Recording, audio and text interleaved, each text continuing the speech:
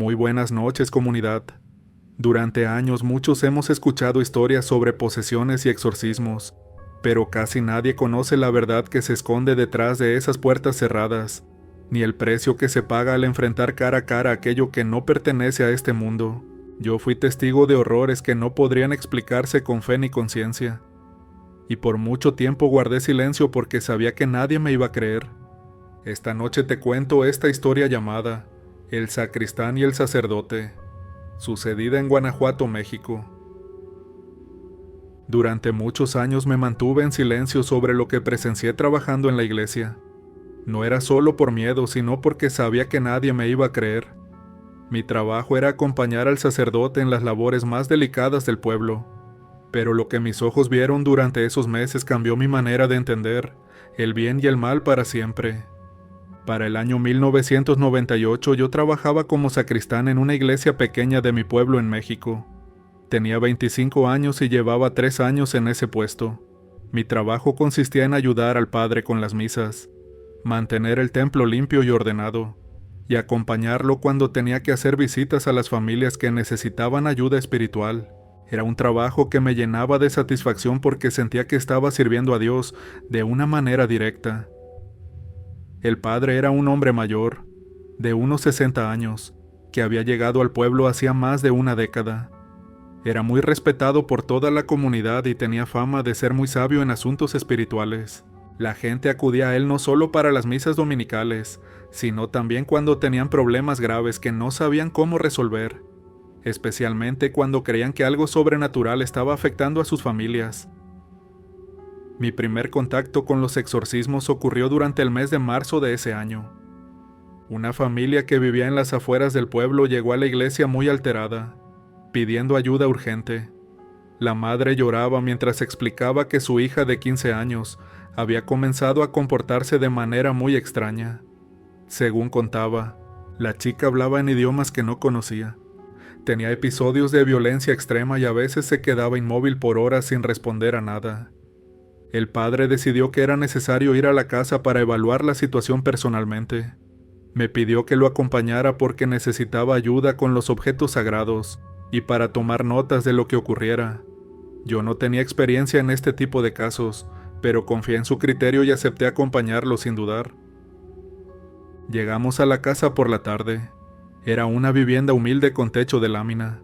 La familia completa nos recibió con esperanza, todos esperando que el padre pudiera ayudar a la muchacha.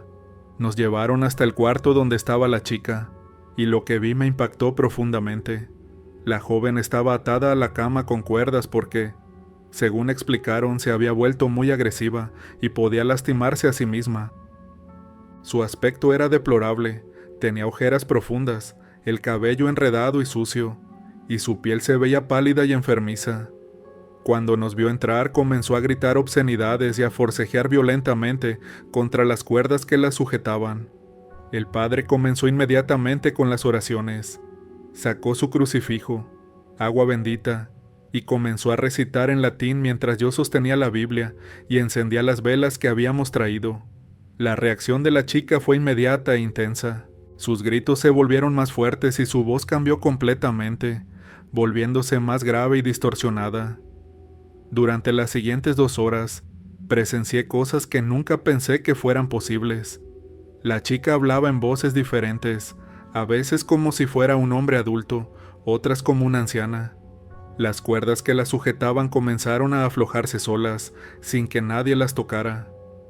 En una ocasión, la cama se movió varios centímetros del lugar donde estaba, produciendo un ruido fuerte que asustó a toda la familia. Lo más perturbador era la manera en que la temperatura del cuarto cambiaba constantemente. Un momento sentía mucho calor, como si estuviéramos en un horno, y segundos después hacía tanto frío que podía ver mi propio aliento. Las velas que había encendido se apagaban y encendían solas, sin ninguna corriente de aire que lo explicara. La chica comenzó a convulsionar violentamente, arqueando su espalda de maneras que parecían imposibles para el cuerpo humano. Sus ojos se pusieron completamente blancos, solo se veía la esclerótica, y era como si estuviera mirando hacia atrás, dentro de su propia cabeza.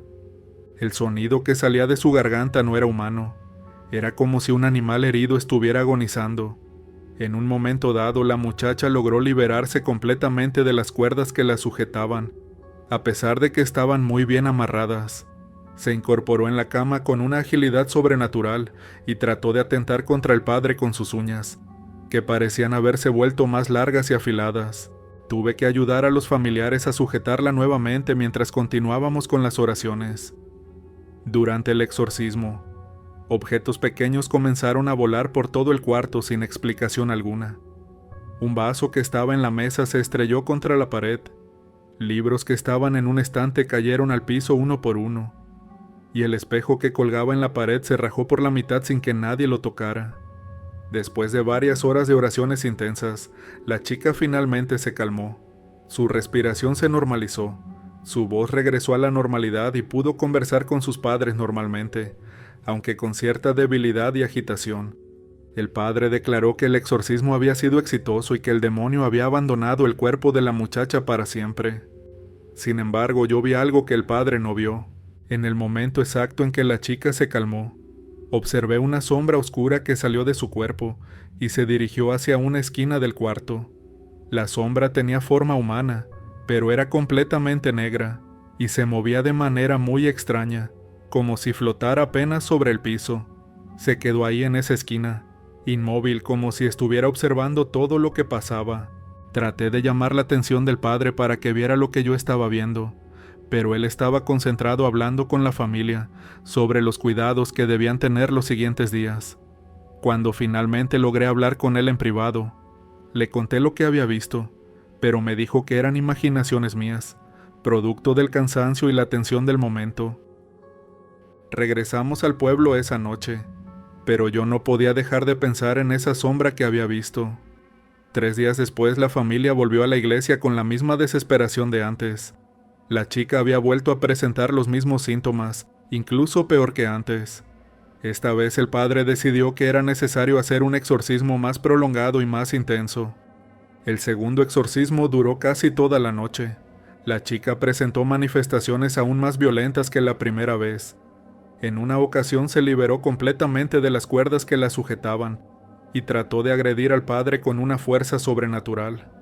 Tuve que ayudar a los familiares a sujetarla nuevamente mientras el padre continuaba con las oraciones. Al final de esa noche, nuevamente la chica se calmó y parecía haber regresado a la normalidad, pero yo volví a ver la misma sombra saliendo de su cuerpo, solo que esta vez se dirigió hacia el hermano menor de la chica, un niño de unos 8 años que había estado presente durante todo el exorcismo. La sombra literalmente se metió dentro del niño, y yo pude verlo claramente. Inmediatamente le dije al padre lo que había observado, pero me respondió de manera muy tajante, que esas cosas era mejor dejárselas a él, que yo me concentrara en mis propias responsabilidades. Su actitud me llenó de ira porque era evidente que el demonio no había sido expulsado, sino que simplemente había cambiado de huésped. Decidí no volver a contarle al padre sobre las cosas que veía durante los exorcismos. Era frustrante saber la verdad y no poder hacer nada para ayudar realmente a las familias que buscaban ayuda. Durante los siguientes meses participé en varios exorcismos más, y en todos observé el mismo patrón.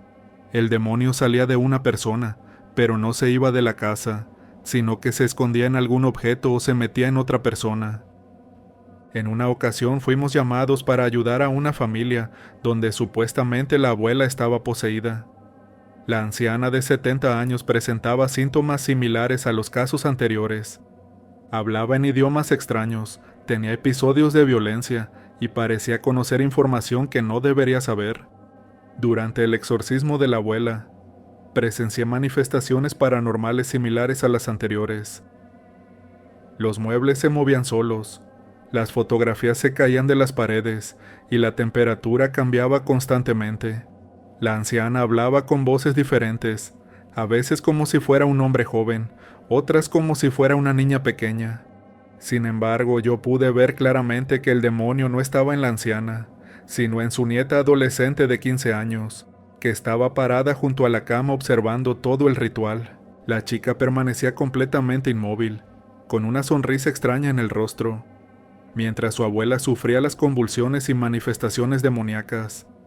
Pude observar una sombra oscura que rodeaba constantemente a la adolescente, moviéndose alrededor de ella como si fuera su protector.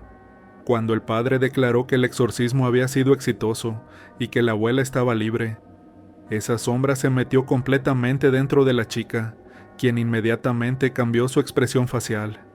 El padre le estaba haciendo el exorcismo a la persona equivocada, pero cuando traté de hacérselo saber, me ignoró completamente. Me dijo que no interrumpiera el ritual con mis fantasías y que me concentrara en ayudarlo con las oraciones. 3 semanas después, esa misma familia regresó a la iglesia pidiendo ayuda nuevamente. Esta vez era la nieta adolescente quien presentaba los síntomas demoníacos, exactamente los mismos que había tenido la abuela. Era evidente que el demonio había pasado de una a la otra, o que quizás, de alguna manera logró manipular a la abuela para que pareciera que estuviera poseída cuando en realidad no lo estaba. Pero el padre insistía en que se trataba de un caso completamente diferente. El caso que nunca pude olvidar ocurrió durante el mes de agosto. Una familia muy humilde del pueblo acudió al padre pidiendo ayuda desesperadamente. Explicaron que su hijo menor, un niño de apenas 6 años, había comenzado a comportarse de manera muy perturbadora. Según contaban, el niño hablaba con personas que no existían, tenía pesadillas terribles todas las noches, y a veces se despertaba hablando en voces que no eran suyas. El padre accedió a ayudarlos y decidió que era necesario hacer una evaluación completa de la situación. Fuimos a la casa de la familia, que consistía en apenas 2 cuartos pequeños donde vivían los padres, el niño de 6 años y una hermana mayor de unos 12 años. Eran personas muy pobres, pero con una fe muy fuerte, que creían firmemente que solo Dios podía ayudar a su hijo. Cuando llegamos, el niño estaba jugando tranquilamente en el patio con un muñeco de trapo, que según explicó la madre, era su juguete favorito. Al principio no parecía haber nada extraño en su comportamiento, pero cuando el padre comenzó a hablar con él, la situación cambió drásticamente. El niño comenzó a ponerse muy agresivo, gritando que no quería que entráramos a su casa. Su voz cambió completamente, volviéndose más grave de lo que era natural para un niño de su edad. Empezó a decir palabras que un niño de 6 años no debería conocer, especialmente groserías y blasfemias, que claramente había aprendido de algún lado. Pero no descartamos que quizás estábamos conversando con el demonio, y no con el infante. Lo más perturbador era la manera en que el niño interactuaba con su muñeco. Le susurraba cosas al oído, como si el juguete pudiera escucharlo y responderle. Cuando le preguntábamos qué le decía al muñeco, el niño respondía que su amigo le contaba secretos sobre las personas del pueblo, cosas que nadie más sabía. El padre determinó que efectivamente el niño estaba siendo influenciado por fuerzas demoníacas y que era necesario proceder con un exorcismo formal. Durante los 3 días siguientes realizamos preparativos, incluyendo ayunos, oraciones especiales y la bendición de todos los objetos que utilizaríamos durante el ritual. El día del exorcismo, toda la familia se reunió en el cuarto donde dormía el niño. El padre había pedido que quitaran todos los objetos que no fueran estrictamente necesarios, pero la madre insistió en que el niño conservara su muñeco, porque sin él se ponía muy ansioso y agresivo. Comenzamos el ritual al atardecer. El padre inició con oraciones en latín mientras yo encendía las velas y preparaba el agua bendita. La reacción del niño fue inmediata y aterradora. Comenzó a gritar con una fuerza que parecía imposible para su pequeño cuerpo, y su voz se distorsionó hasta convertirse en algo que no sonaba humano. Durante las siguientes horas presencié horrores, aquellos a los que nunca me pude acostumbrar. El niño hablaba en idiomas que nadie en esa casa conocía. Describía eventos que habían ocurrido en el pueblo décadas antes de que él naciera, y mencionaba nombres de personas que habían muerto hacía mucho tiempo. El patrón en los exorcismos siempre era el mismo. Casi me daba la impresión de que todos en el pueblo eran poseídos por la misma entidad, pero no tenía manera de confirmarlo. Y decírselo al sacerdote era impensable. Los objetos en el cuarto comenzaron a moverse sin explicación. Las fotografías familiares se caían de las paredes. Las sillas se deslizaban por el piso, y en un momento dado el crucifijo que tenía el padre se partió por la mitad sin que nadie lo tocara. La temperatura del cuarto oscilaba constantemente, entre un calor sofocante y un frío que me hacía temblar. Lo más perturbador eran las voces que se escuchaban por toda la casa. No solo la voz del niño, sino otras voces que parecían venir de las paredes, el techo y hasta del piso. Algunas eran susurros apenas audibles, otras eran gritos desgarradores que nos helaban la sangre. Las voces hablaban todas al mismo tiempo, creando un caos de sonidos que era imposible de describir. El niño se convulsionaba en la cama. Su pequeño cuerpo se contorsionaba de maneras espeluznantes. Sus ojos se ponían completamente blancos, como los de la chica en el primer exorcismo, y a veces parecía que iba a partirse la columna vertebral por la manera en que arqueaba su espalda. Durante el exorcismo, experimenté náuseas tan fuertes que tuve que salir del cuarto varias veces para vomitar. Era como si mi cuerpo rechazara estar en presencia de esa maldad. El olor en el cuarto también cambió, volviéndose nauseabundo, como si algo estuviera descomponiéndose ahí dentro. En un momento dado, el niño logró liberarse de las personas que lo sujetaban y corrió hacia una esquina del cuarto donde estaba su muñeco. Lo abrazó fuertemente y comenzó a susurrarle cosas, como si le estuviera pidiendo ayuda. En ese momento pude ver claramente una sombra oscura que rodeaba al niño y al muñeco. El padre continuó con las oraciones durante toda la noche, sin descansar ni un momento. Su voz se fue debilitando con el paso de las horas, pero nunca se detuvo. El niño alternaba entre momentos de calma total y episodios de violencia extrema, donde trataba de atacar a cualquiera que se acercara. Volver a sujetarlo no fue tarea fácil. Hacia las primeras horas del amanecer, finalmente el niño se calmó. Su respiración se normalizó. Su voz regresó a la de un niño normal, y pudo reconocer a sus padres y hablar con ellos coherentemente. El padre decretó que la entidad demoníaca había sido expulsada, respirando con alivio y orgullo. Toda la familia lloró de alegría y agradecimiento. Estaban convencidos de que su hijo había sido salvado y que podrían regresar a su vida normal. El padre los bendijo a todos y les dio instrucciones sobre las oraciones que debían hacer durante los siguientes días, para mantener alejado cualquier mal. Sin embargo, yo había visto algo que nadie más vio. En el momento exacto en que el niño se calmó y pareció regresar a la normalidad, observé cómo una sombra oscura salió de su pequeño cuerpo y se dirigió directamente hacia el muñeco de trapo que estaba tirado en una esquina del cuarto. La sombra literalmente se metió dentro del muñeco, y después de eso no salió de ahí.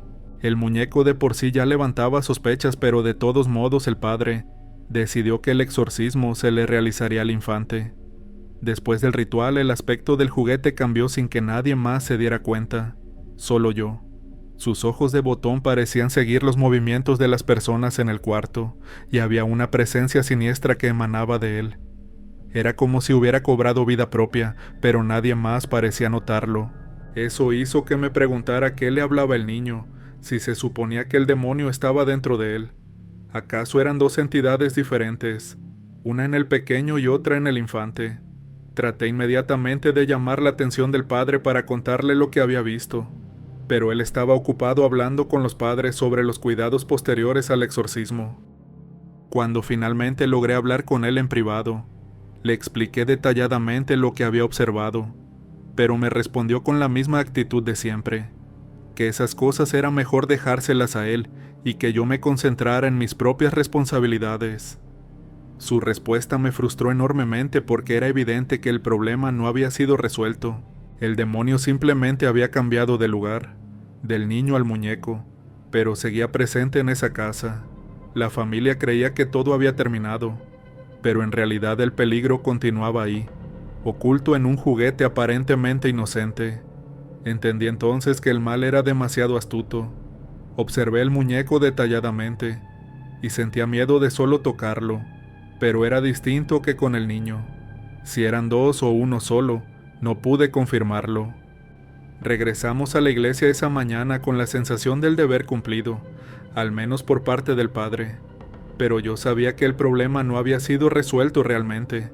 Era frustrante saber la verdad y no poder hacer nada para advertir a esa familia sobre el peligro que aún corrían. Los días siguientes esa familia llegaba a la misa dominical con una alegría que era contagiosa. Los padres no dejaban de agradecer al padre por haber salvado a su hijo.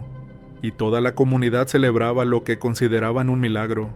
El niño parecía haber regresado completamente a la normalidad, jugaba con otros niños y se comportaba como cualquier chico de su edad.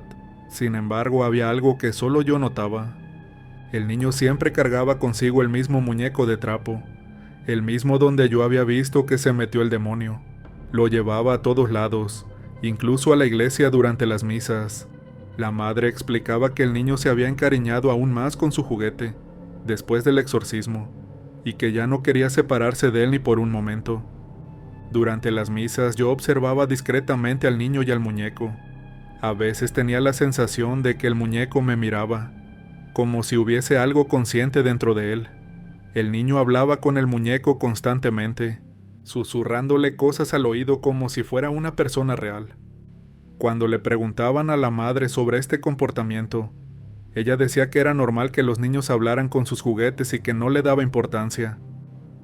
Lo más perturbador era que el niño a veces respondía preguntas que nadie le había hecho, como si el muñeco le estuviera hablando de vuelta. En una ocasión, durante la misa, escuché al niño susurrarle al muñeco información sobre las personas que estaban sentadas cerca de ellos, cosas que un niño de su edad no debería saber.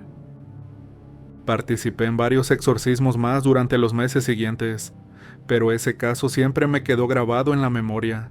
Era el ejemplo más claro de cómo los demonios no eran realmente expulsados, sino que simplemente cambiaban de lugar, o que a veces no había un solo ente sino dos o más. El padre continuaba declarando éxito en todos los casos, pero yo sabía que los problemas solo se transferían a otros objetos o personas.